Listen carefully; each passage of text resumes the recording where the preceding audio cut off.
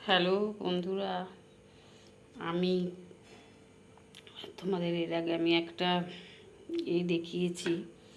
মানে তোমাদের এর আগে একটা চুলের একটা পদ্ধতি দেখিয়েছি, কিভাবে চুল মানে রক্ষা করবে, চুলকে কিভাবে রক্ষা করবে।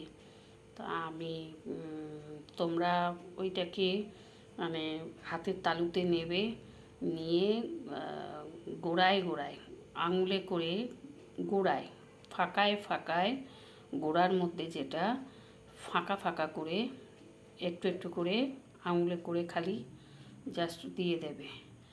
আর তোমার দিয়ে তোমরা রাত্রিবেলা অনেকের হয়তো চুল চটচট করে, বালিশ নোংরা হয়ে যায়।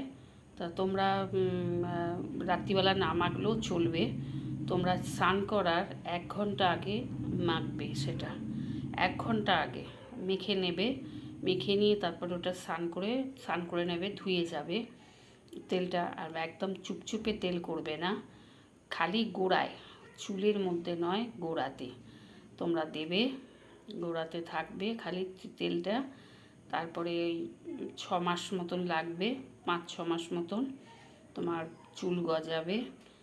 আর আমি একটা বলবো, তোমরা স্কিনকে কী করে ভালো রাখবে, স্কিনেরটা আমি আবার পরে তোমাদের বলে দেবো স্কিনকে কিভাবে ভালো রাখবে। কেননা আমার এগুলো নিজের ঘরোয়া সব কিছু।